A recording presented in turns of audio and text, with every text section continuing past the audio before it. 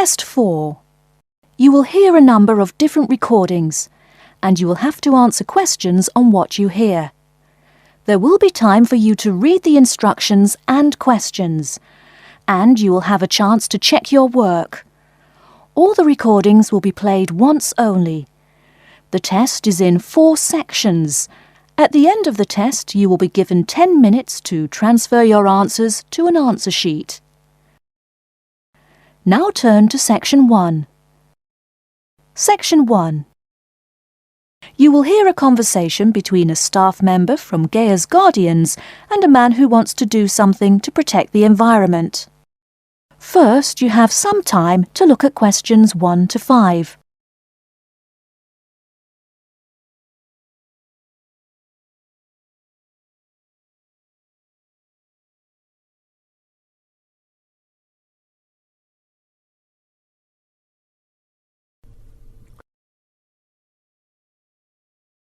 Hello, how may I help you? Well, I've been seeing these yellow boxes in front of a lot of houses in my neighborhood. Just wondered what they were for. I noticed your phone number on all of them, so I called. Could you tell me about your business? We do recycling, but we're not a business. ESAAYS Guardians is a non-profit group.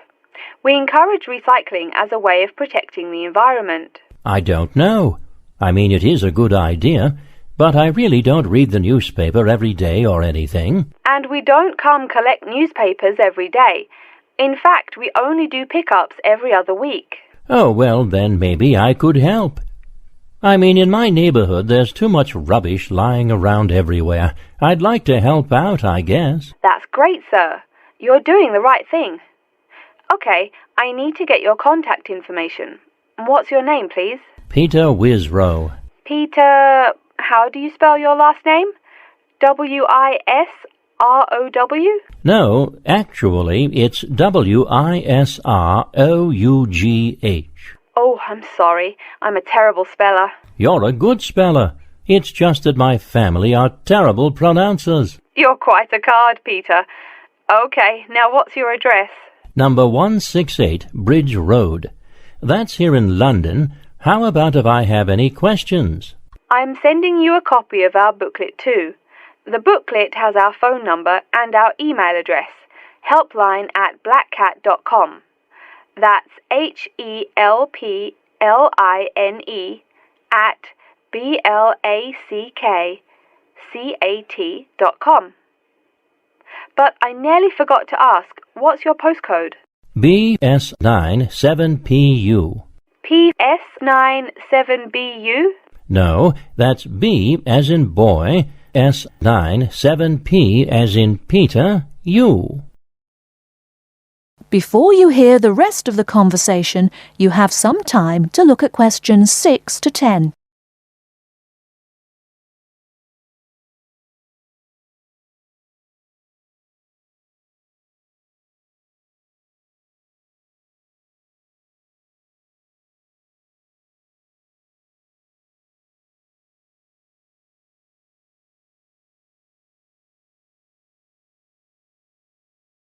Now listen and answer questions 6 to 10.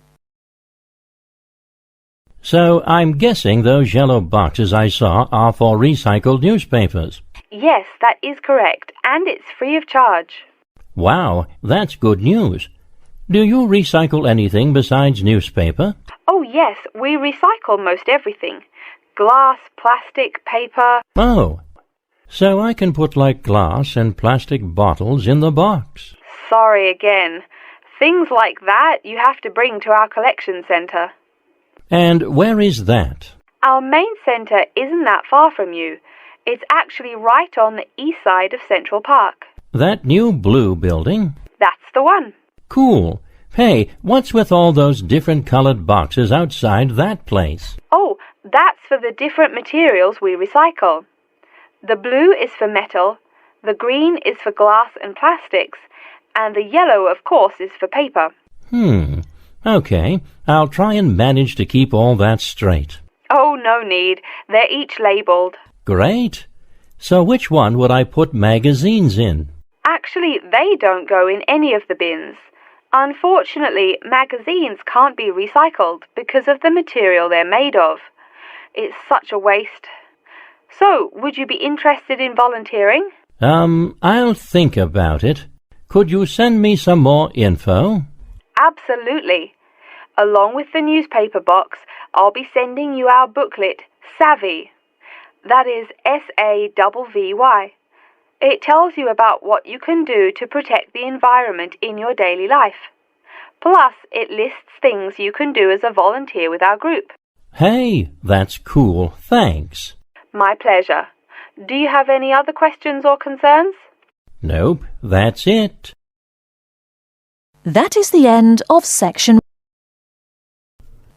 2. You'll hear an introduction about how to make a resume and apply for a job. First, you have some time to look at questions 11 to 17.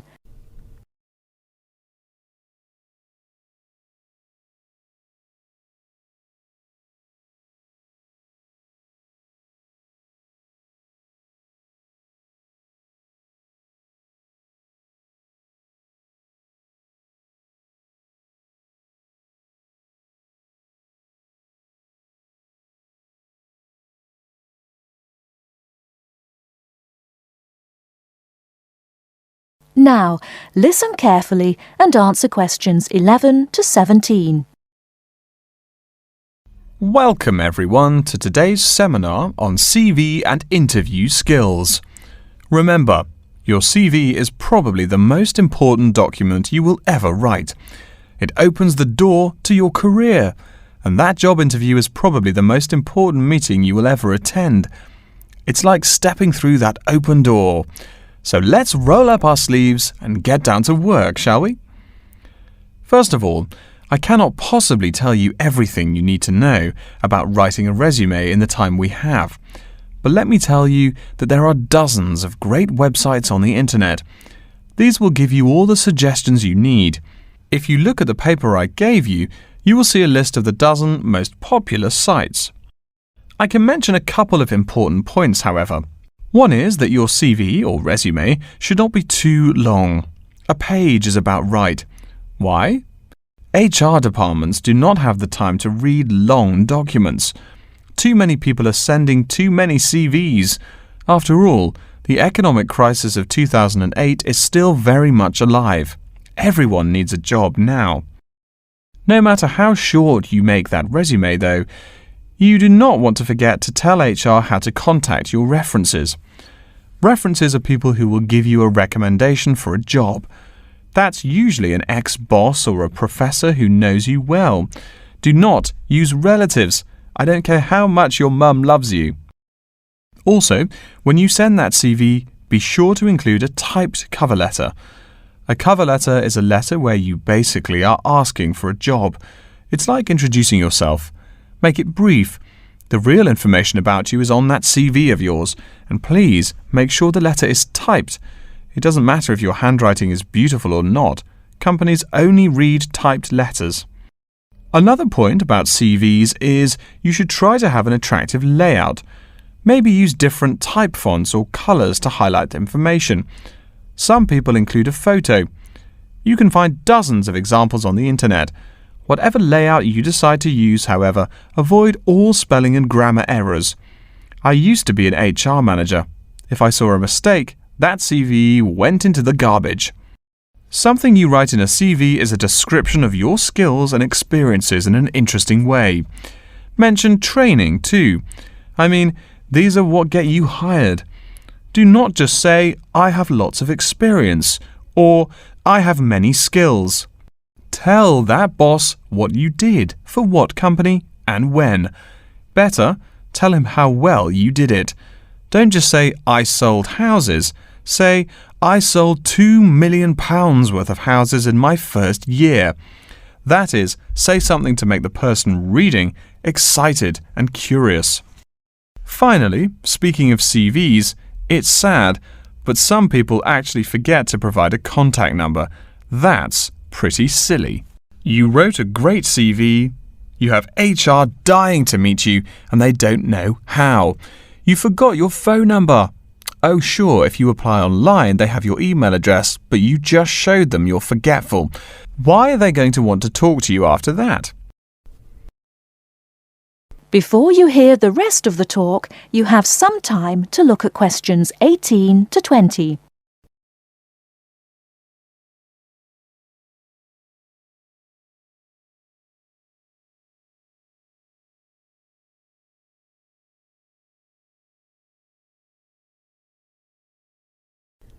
Now listen and answer questions 18 to 20. All right, moving on to the actual interview. I'll go over what you need to know by the end of it and what you can discuss and negotiate on later once it looks like you'll be offered the job. First, there's working hours. It's not that necessary to hammer out the hours off the bat, especially since it's easy to come off as lazy when the first thing you bring up is how much you're going to have to work. You can also find out more about possible promotions later on. It is important, however, to get a feel for how much you'll be paid. You should make sure the salary range is commensurate with what you're worth, and if you're not, you can move on to better opportunities. Being sure you're going to make what you want to live on is much more important than issues like your pension. You're also young, that your pension is not going to matter for quite a long time.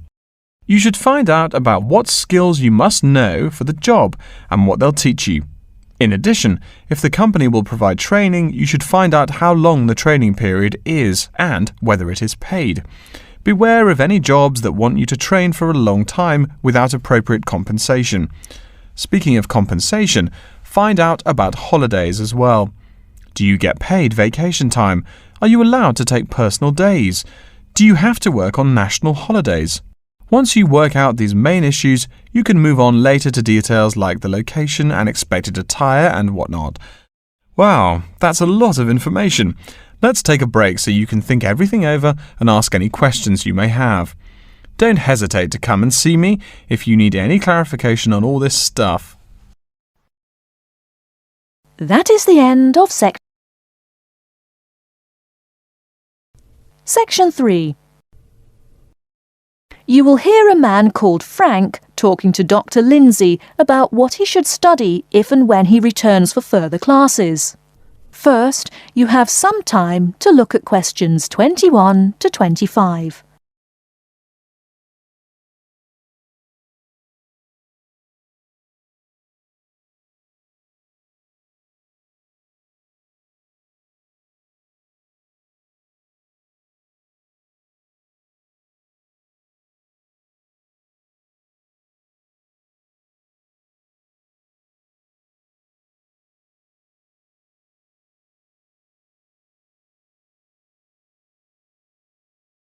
Now, listen carefully and answer questions 21 to 25. Hello, are you Dr. Lindsay, the returning student's advisor? Yes, that's right. Are you Frank? Your appointment wasn't until 2, but that's okay. Please come in and have a seat. Thanks. I like to arrive early whenever I have anything to do. That's certainly a praiseworthy habit.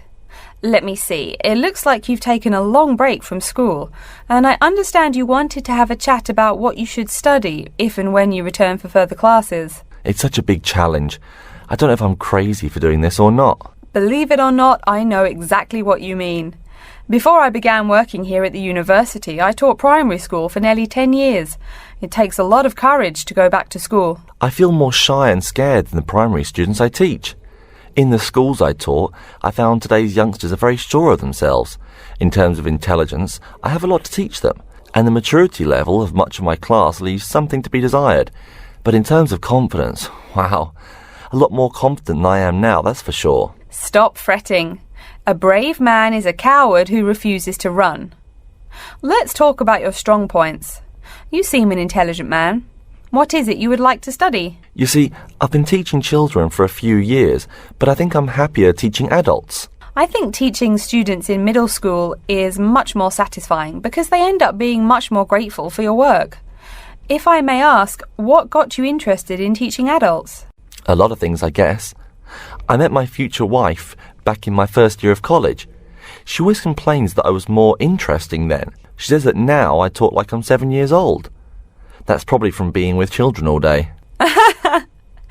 Again, I know just what you mean. My husband used to say the same thing about me when I taught kindergarten. Anything else? Well, yes.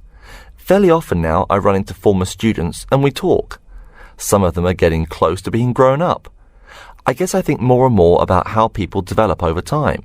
So I'm interested in the results of education, the final stages. I see. Well, coming back to the university can be both difficult and very rewarding. There are some problems unique to returning students, older students like yourself. What do you think is your greatest weakness? Well, I actually think my confidence is getting better. I'm definitely overcoming my introversion and starting to be much more comfortable in front of a class. To tell you the truth, I'm afraid I'm rather behind the times about many things. It's more difficult for me to chase after the popular things youngsters are fond of, such as iPhone, Twitter, if you name it. I think I understand. Before you hear the rest of the talk, you have some time to look at questions 26 to 30.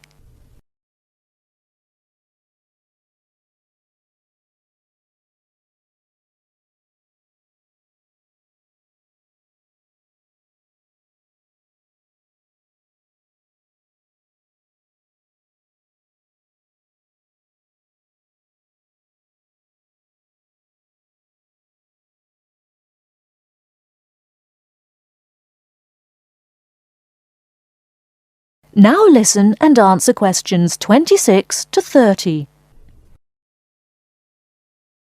How old are you, 35? People at your age still go back to school for further education. I was a bit the same way. I didn't study at university till after I had a family, a husband and one child. My point of view was a lot different from your average 18-year-old girls, I can tell you. Gee, that sounds pretty rough. A family and college? Clearly you weren't unsuccessful, though. It was, Frank, it truly was. My first term at school was extremely stressful. But, excuse me, you're not here to listen to my life story. We're talking about your plans. Is there anything unique I should know about you or your past experience or plans? I'm afraid not. There is nothing interesting about my career or plans. It's really not too impressive. Now, I forbid you to talk like that. This is your one life, and if you're not interested, why bother living it? Don't be so humble, Frank. Okay. My wife says I'm a wimp. Let's talk about your dreams a bit. You want to teach adults, you said. What would you like to teach them? Well, when I first came to college, I really liked languages and literature. A lot of people have told me that for practical reasons, it would be more rewarding to choose business management as my major. But I made up my mind to study liberal arts once I got the idea of going back to school. I must say it's refreshing to meet someone who knows there's more to an education than computers and finance. Let's have a look at the university course catalogue. Excuse me, Dr. Lindsay, before we do that, could I maybe ask you some questions about changes in university life? I think I need to discuss that so I know what to expect. Of course, I'm here to help you. The biggest thing to get used to is the change in technology. Professors present things on huge screens, many of which are interactive computerized whiteboards. You can write on them still and use them like a touchscreen. They're really handy. No more sloppy scribbled notes on the projector. Let's see, I doubt you'll be living in student housing, so I won't go into all the improvements there. Another major change that you'll enjoy is the plethora of resources available for students. As a student, you have 24-hour access to the gym and library privileges that include the use of school computers to scan, copy and print. And of course the media library, which contains movies from all genres and most of the movies listed on AFI's top 100 movies of all time.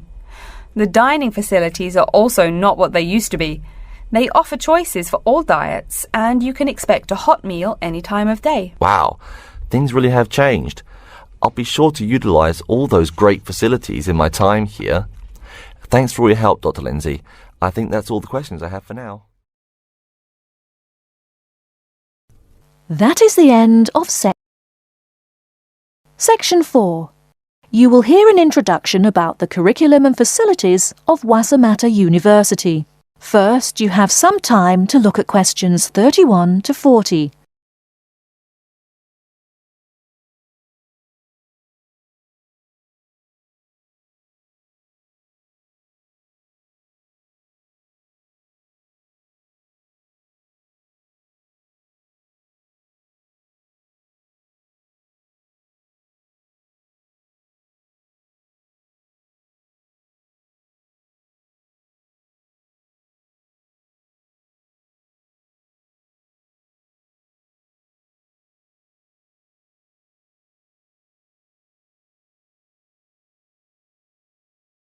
Now listen carefully and answer questions 31 to 40.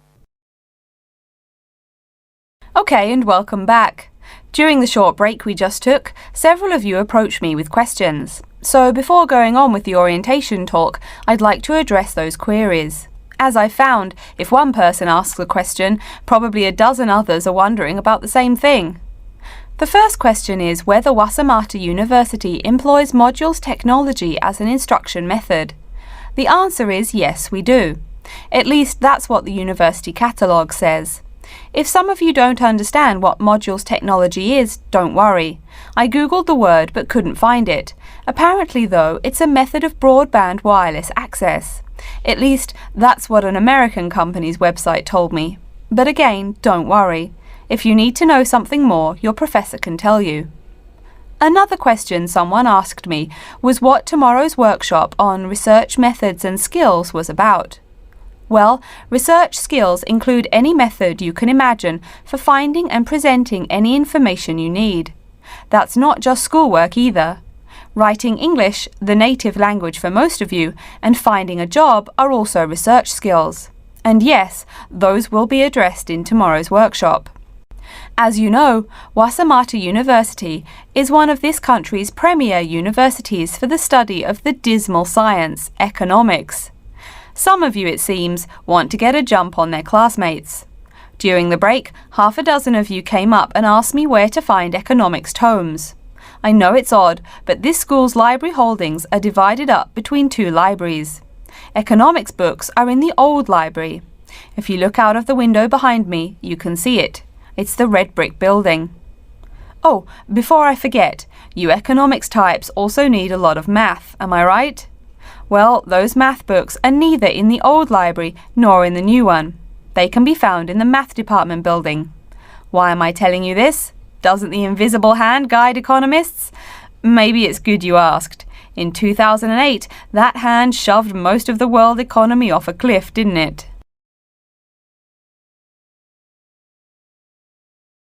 Now, I realise that most of you couldn't bring a computer printer or a photocopier from home. So I'm sure you're already wondering where you can copy things like term papers, internet articles, and things like that. I have some good news and some bad news. The good news is that there are a number of places you can make copies. These include both libraries and the Student Union building. Now the bad news. I'm sorry to say, most classroom buildings and academic departments do not have copiers students can use. So most of the large buildings you see around campus do not have copiers for students. The copiers there are reserved for professors and office staff. Oh yes, I nearly forgot to tell you.